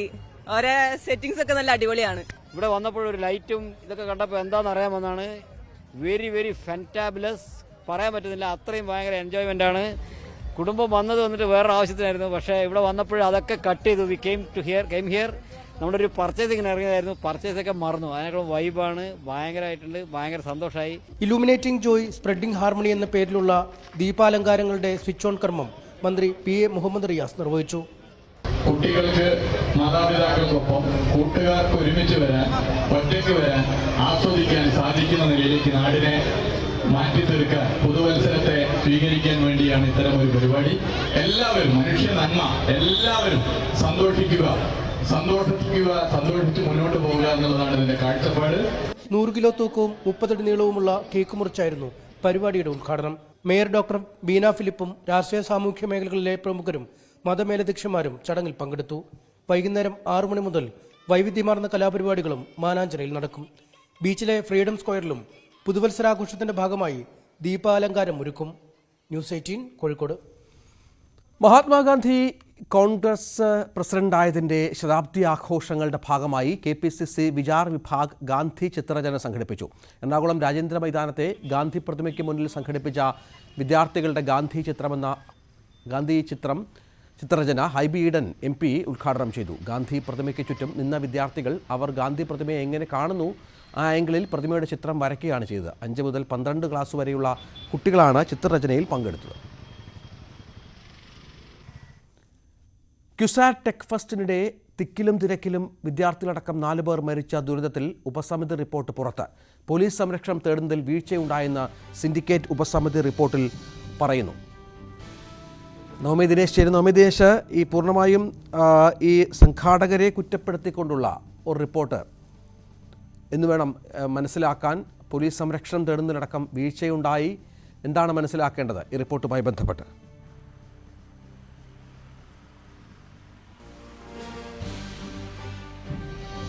രഞ്ജിത്ത്, 3 വിദ്യാർത്ഥികളടക്കം 4 പേരുടെ മരണത്തിനിടയാക്കിയ ക്യുസാറ്റിലെ ടെക് ഫെസ്റ്റിനിടയിലുണ്ടായ തിക്കിലും തിരക്കിലും പെട്ടിട്ട് 4 പേരാണ് മരിച്ചത്. ഈ ഒരു സംഭവത്തിൽ ഡിസംബർ 1 തന്നെ റിപ്പോർട്ട് സമർപ്പിക്കണമെന്ന് ഉപസമിതിയോട് നിർദ്ദേശിച്ചിരുന്നു. പക്ഷേ കഴിഞ്ഞ ദിവസമാണ് ഈ റിപ്പോർട്ട് സമർപ്പിച്ചത്. അതിനുശേഷം ഇന്നലെ ചേർന്ന സിൻഡിക്കേറ്റ് യോഗം ഈ റിപ്പോർട്ട് ചർച്ച ചെയ്യുകയും ചെയ്തിരുന്നു. ഈ റിപ്പോർട്ടിന്റെ അടിസ്ഥാനത്തിലാണ് ഈ ഒരു ടെക് ഫെസ്റ്റ് സംഘടിപ്പിക്കുന്നതിൽ വലിയൊരു വീഴ്ച സംഭവിച്ചു എന്നൊരു അനുമാനത്തിലേക്ക് ഉപസമിതി റിപ്പോർട്ട് എത്തുന്നത്. സ്കൂൾ ഓഫ് എഞ്ചിനീയറിംഗ് പ്രിൻസിപ്പലിനും രജിസ്ട്രാർ ഓഫീസിനും വീഴ്ച സംഭവിച്ചു. അധ്യാപകരടക്കം 7 പേരിൽ നിന്നും സിൻഡിക്കേറ്റ് വിശദീകരണം തേടും. ഒപ്പം തന്നെ സംഘാടനത്തിലെ പിഴവും ആൾക്കൂട്ടത്തെ നിയന്ത്രിക്കുന്നതിലെ പരിചയക്കുറവുമാണ് ഇത്തരം വലിയൊരു അപകടത്തിലേക്ക് നയിച്ചത്. പരിപാടിക്ക് പോലീസ് സഹായം തേടുന്നതിൽ രജിസ്ട്രാർ ഓഫീസിന് വീഴ്ചയുണ്ടായി. പ്രിൻസിപ്പൽ ആദ്യം നൽകിയ കത്തിൽ രജിസ്ട്രാർ ഓഫീസിന് വീഴ്ച ഉണ്ടായില്ല എന്നായിരുന്നു അറിയിച്ചിരുന്നത്. പക്ഷേ ഉപസമിതിയുടെ റിപ്പോർട്ട് അനുസരിച്ച് ഈ രജിസ്ട്രാർ ഓഫീസിനും കൃത്യമായ ഇടപെടലിൽ വലിയൊരു വീഴ്ച സംഭവിച്ചു.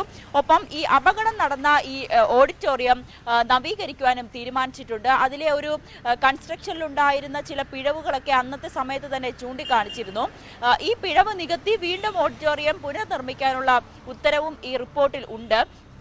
എന്തായാലും ഈ വിഷയവുമായി ബന്ധപ്പെട്ട വലിയൊരു വിമർശനമാണ് ഉയർന്നിരുന്നത്. കാരണം ഈ അപകടം നടന്ന് 1 മാസം കഴിഞ്ഞിട്ടും ഇപ്പോഴും റിപ്പോർട്ട് സമർപ്പിക്കാത്തതിനെതിരെ വലിയൊരു വിമർശനം ഉന്നയിച്ചിരുന്നു. എന്തായാലും അതൊക്കെ പരിഹരിച്ചുകൊണ്ടുള്ള ഒരു റിപ്പോർട്ടാണ് സമർപ്പിച്ചിരിക്കുന്നത്. എങ്കിൽ പോലും രഞ്ജിത്ത്, ഇതിൽ വീഴ്ചയുണ്ടായി അല്ലെങ്കിൽ ഇത്തരം അപകടത്തിന് കാരണമായ പ്രിൻസിപ്പൽ അടക്കമുള്ളവർക്ക് വീഴ്ചയുണ്ടായി അവരോടൊരു വിശദീകരണം തേടുമെന്ന് മാത്രമേ ഉള്ളൂ. അവർക്കെതിരെ ഏതെങ്കിലും തരത്തിലുള്ള നടപടി എന്നുള്ളൊരു തീരുമാനത്തിലൊന്നും എത്തിയിട്ടില്ല. അതോടൊപ്പം തന്നെ ഈ മരിച്ചവർക്കും അല്ലെങ്കിൽ അപകടത്തിൽ പരിക്കേറ്റവർക്കും മരിച്ചവരുടെ കുടുംബത്തിനും അപകടത്തിൽ പരിക്കേറ്റവർക്കും നഷ്ടപരിഹാരം നൽകുന്നതിൽ സർക്കാരിനോട് ആവശ്യപ്പെടുകയോ അല്ലെങ്കിൽ അത്തരത്തിലുള്ള ഏതെങ്കിലും നഷ്ടപരിഹാരം സംബന്ധിച്ചിട്ടുള്ള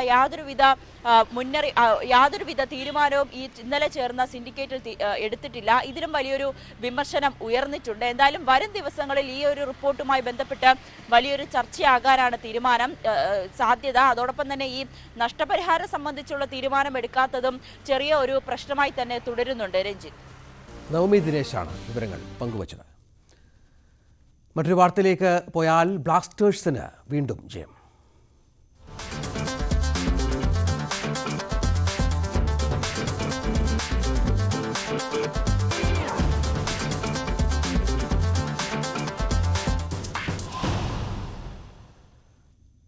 ISLൽ കേരള ബ്ലാസ്റ്റേഴ്സിന് വീണ്ടും ജയം. എതിരില്ലാത്ത 1 ഗോളിനാണ് മോഹൻ ബഗാനെ തോൽപ്പിച്ചത്. ദിമിത്രിയോസ് ഡമൻഡയോസാണ് ബ്ലാസ്റ്റേഴ്സിനായി ഗോൾ നേടിയത്. ജയത്തോടെ പോയിന്റ് പട്ടികയിൽ ഒന്നാമതെത്തി. 12 മത്സരങ്ങളിൽ നിന്ന് 8 ജയവും 2 സമനിലയും 2 തോൽവികളുമായി 26 പോയിന്റാണ് ബ്ലാസ്റ്റേഴ്സിനുള്ളത്.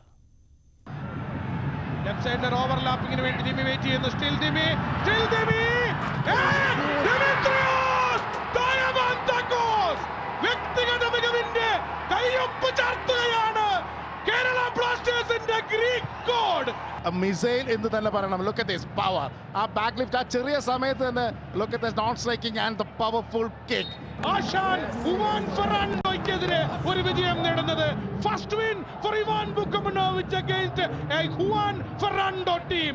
First win four Kerala Blasters against Mohan Bagan in ISL. സർവോപരി തുടർച്ചയായ ക്ലീൻ ഷീറ്റ് വിജയം, 3ാമത്തെ തുടർച്ചയായ ക്ലീൻ ഷീറ്റ് വിജയമാണ്. ഇന്ത്യക്കെതിരായ 1ാം ക്രിക്കറ്റ് ടെസ്റ്റിൽ ദക്ഷിണാഫ്രിക്ക ശക്തമായ നിലയിൽ. രണ്ടാം ദിനം കളി അവസാനിക്കുമ്പോൾ ദക്ഷിണാഫ്രിക്ക 5 വിക്കറ്റ് നഷ്ടത്തിൽ 256 റൺസ് എന്ന നിലയിലാണ്. 11 റൺസിന് ലീഡുമായാണ് ദക്ഷിണാഫ്രിക്ക മൂന്നാം ദിനം ആരംഭിക്കുക. 211 പന്തിൽ നിന്ന് 140 റൺസുമായി ഡീൻ എൽഗാറും 13 പന്തിൽ നിന്ന് 3 റൺസുമായി മാർക്കോ ജാൻസണുമാണ് ക്രീസിലുള്ളത്. ഇന്ത്യക്കായി ജസ്പ്രീത് ബുംറയും മുഹമ്മദ് സിറാജും 2 വിക്കറ്റുകൾ വീതം വീഴ്ത്തി. പ്രസിദ്ധ് കൃഷ്ണ 1 വിക്കറ്റും വീഴ്ത്തി. നേരത്തെ ടോസ് നഷ്ടപ്പെട്ട് ആദ്യം ബാറ്റിംഗിനിറങ്ങിയ ഇന്ത്യയെ 245 റൺസിന് ദക്ഷിണാഫ്രിക്ക പുറത്താക്കിയിരുന്നു. സ്ത്രീകളെ സൈക്ലിംഗിൽ സാക്ഷരരാക്കി ബൈക്സ് ഇന്ത്യ ഫൗണ്ടേഷൻ. വയനാട് സുൽത്താൻ ബത്തേരിയിൽ കഴിഞ്ഞ 5 ദിവസം കൊണ്ട് 28 വനിതകളെയാണ് സൗജന്യമായി സൈക്കിൾ ചവിട്ടാൻ പരിശീലിപ്പിച്ചത്. സുൽത്താൻ ബത്തേരി YMCA വിനയ ഫ്രീഡം ഫൗണ്ടേഷൻ എന്നിവരുടെ സഹകരണത്തോടെ ബത്തേരി WMO ഗ്രൗണ്ടിൽ രാവിലെയും വൈകിട്ടുമായിരുന്നു പഠനം. ഏതെങ്കിലും വാഹനം ഓടിക്കാൻ പഠിക്കുക എന്നത് എല്ലാവരുടെയും ആഗ്രഹമാണ്. ഇതിന്റെ ബാലപാഠം ആരംഭിക്കുന്നത് സൈക്ലിംഗ് പരിശീലിച്ചുകൊണ്ടാണ്.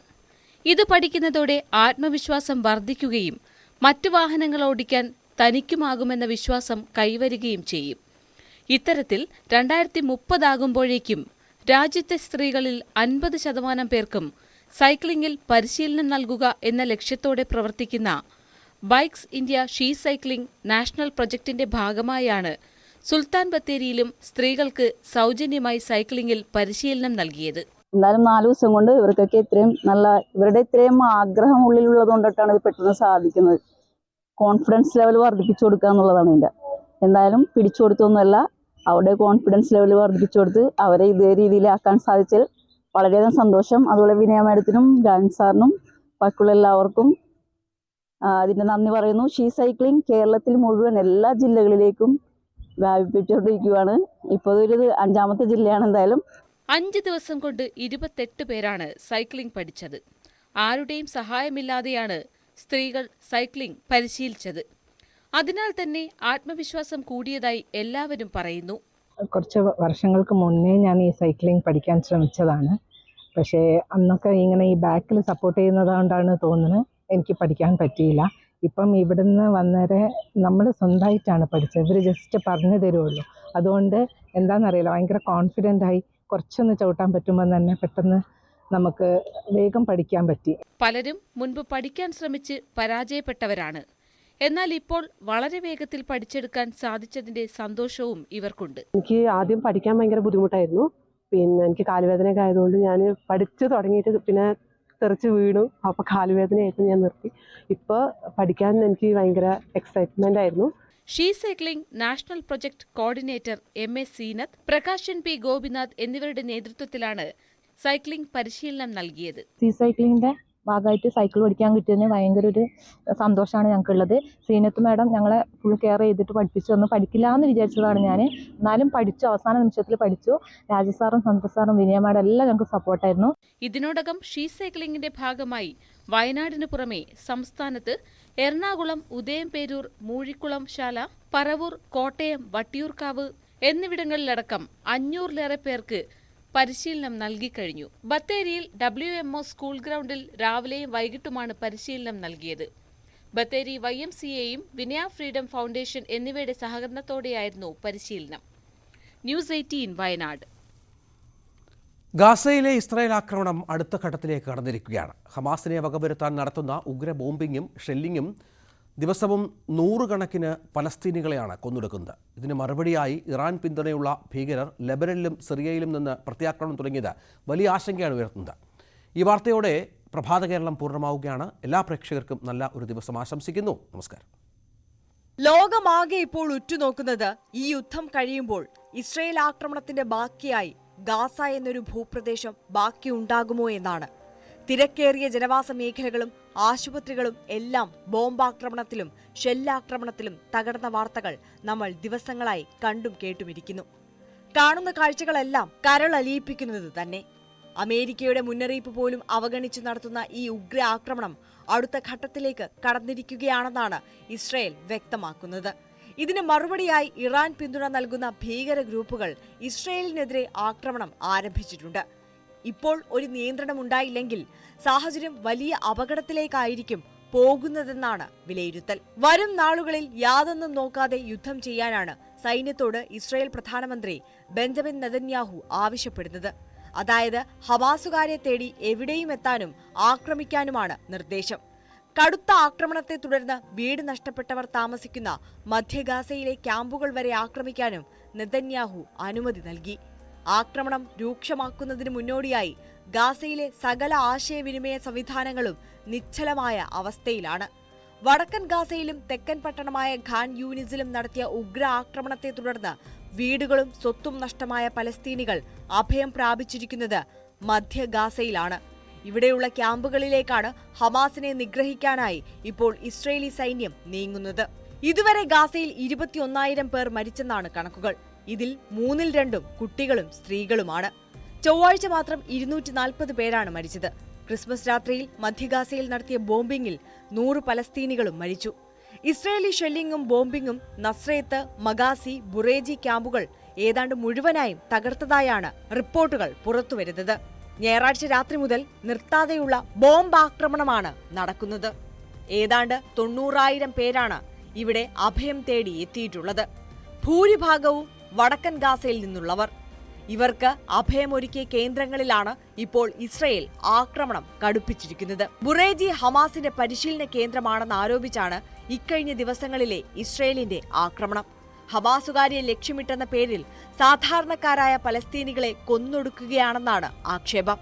യുദ്ധം എത്ര കടുപ്പിച്ചാലും പലസ്തീനികൾ മനുഷ്യത്വപരമായ പരിഗണന അർഹിക്കുന്നുണ്ടെന്നും മനുഷ്യത്വപരമായ സഹായം എത്തിക്കാൻ വഴിയൊരുക്കണമെന്നും US വിദേശകാര്യ സെക്രട്ടറി ആന്റണി ബ്ലിങ്കനും ദേശീയ സുരക്ഷാ ഉപദേഷ്ടാവ് ജെയ്ക്ക് സള്ളിവനും ഇസ്രയേലിനോട് ആവശ്യപ്പെട്ടിട്ടുണ്ട്. അതേസമയം UN ഉദ്യോഗസ്ഥർക്കുള്ള വീസയ്ക്ക് നിയന്ത്രണം ഏർപ്പെടുത്താനും ഇസ്രയേൽ ആലോചിക്കുന്നതായി റിപ്പോർട്ടുകൾ പുറത്തുവന്നു. ഹമാസിന്റെ പക്ഷം ചേരുന്നു എന്നാരോപിച്ചാണ് UN ഉദ്യോഗസ്ഥർക്കെതിരായ നീക്കം. വീസ നിയന്ത്രണം വന്നാൽ അത് ഗാസയിലേക്ക് സഹായ വസ്തുക്കൾ എത്തിക്കുന്നതിനെ തടസ്സപ്പെടുത്തുമെന്നും ആശങ്കയുണ്ട്. നിലവിൽ ആശയവിനിമയ സംവിധാനങ്ങൾ പാടെ തകർന്നതോടെ ഭൂരിഭാഗം പലസ്തീനികളും ഓഫ് ലൈനിലായിരിക്കുകയാണ്. അഭയകേന്ദ്രങ്ങൾ ഇസ്രയേൽ ആക്രമിച്ചു തുടങ്ങിയതോടെ ഇറാനും പടക്കോപ്പുകൾ ഒരുക്കുകയാണ്. ഹിസ്ബുള്ള അടക്കം ഈ മേഖലയിലുള്ള ഇറാൻ പിന്തുണയ്ക്കുന്ന തീവ്രവാദി സംഘങ്ങൾ ഇസ്രയേലിനെതിരെ ആക്രമണം ശക്തമാക്കിയിട്ടുണ്ട്. ഇതൊട്ടും നല്ല സൂചനയല്ല. ഇറാഖിലെ ഇർബിലിലുള്ള US താവളം ഇറാൻ പിന്തുണയുള്ള ഭീകരർ കഴിഞ്ഞ ദിവസം ആക്രമിച്ചിരുന്നു. ഇതിനു മറുപടിയായി US സൈന്യം ഈ ഭീകരർക്ക് നേരെയും ആക്രമണം നടത്തി. ഇപ്പോൾ കുറച്ചു ദിവസമായി ഇസ്രയേലും ഹിസ്ബുള്ളയും തമ്മിലുള്ള ഏറ്റുമുട്ടൽ പതിവാണ്. ലെബനൻ അതിർത്തിയിൽ നിന്ന് ഹിസ്ബുള്ള പലവട്ടം ഇസ്രയേലി സൈന്യത്തെ ലക്ഷ്യമിട്ട് മിസൈലുകൾ തൊടുത്തിരുന്നു. ലെബനൻ അതിർത്തിയിൽ ഇസ്രയേൽ വ്യോമാക്രമണവും നടത്തി. വടക്കൻ ഇസ്രയേലിലെ ഗ്രീക്ക് ഓർത്തഡോക്സ് പള്ളിക്ക് നേരെയും ഹിസ്ബുള്ള ആക്രമണം നടത്തിയിരുന്നു. ചെങ്കടൽ പാതയിൽ ഹൂതി വിമതർ നടത്തുന്ന ആക്രമണങ്ങളും ഇസ്രയേലിനെയും അമേരിക്കയെയും ലക്ഷ്യമിട്ടുള്ളതാണ്. ഇതെല്ലാം ചൂണ്ടിക്കാട്ടുന്നത് യുദ്ധം ഇസ്രയേലിൽ നിന്നും ഗാസയിൽ നിന്നും പുറത്തുപോയിരിക്കുന്നു എന്ന് തന്നെയാണ്. ലെബനനിലും സിറിയയിലും എപ്പോൾ വേണമെങ്കിലും ഇസ്രയേൽ ഒരു പ്രത്യാക്രമണം നടത്തിയാൽ കാര്യങ്ങൾ കൈവിട്ടുപോകും. ഹൂതി വിമതരുടെ കപ്പലാക്രമണങ്ങളെ എങ്ങനെ ഇസ്രയേലും അമേരിക്കയും കൈകാര്യം ചെയ്യുമെന്നതും പ്രധാനമാണ്. ചെങ്കടലിന് മുകളിൽ ശക്തമായി വരുന്ന ഒരു വ്യോമ ഏറ്റുമുട്ടൽ സാഹചര്യമുണ്ട്. കഴിഞ്ഞ ദിവസം 12 ഡ്രോണുകളും 3 കപ്പൽവേധ മിസൈലുകളും 2 ക്രൂസ് മിസൈലുകളുമാണ് US സേന തകർത്തത്. ഇതെല്ലാം ഹൂതികൾ തൊടുത്തതായിരുന്നു. ഇസ്രയേലിന്റെ വാദമെല്ലാം ഹമാസുകാർ സാധാരണക്കാരായ പലസ്തീനികൾക്കിടയിൽ അവരെപ്പോലെ ജീവിക്കുന്നു എന്നാണ്. അതുകൊണ്ടാണ് ജനവാസ മേഖലകളിലേക്ക് ആക്രമണം നടത്തേണ്ടി വരുന്നത്. പലസ്തീനികൾ ഹമാസിന് സഹായം ചെയ്യുന്നതിന് അവർക്ക് മരണമല്ലാതെ മറ്റൊരു പ്രതിഫലമില്ലെന്നും ഇസ്രയേൽ പറയുന്നു. പലയിടത്തും മൃതശരീരങ്ങൾ കൂട്ടിയിട്ട് സംസ്കരിക്കുന്നതായും റിപ്പോർട്ടുകൾ പുറത്തുവരുന്നുണ്ട്. ഒക്ടോബർ 7-ന് ആരംഭിച്ച യുദ്ധം ഇന്നുവരെ ഉണ്ടാകാത്ത തരത്തിലെ ഏറ്റുമുട്ടലുകളായി പരിണമിച്ചെന്നാണ് റിപ്പോർട്ടുകൾ.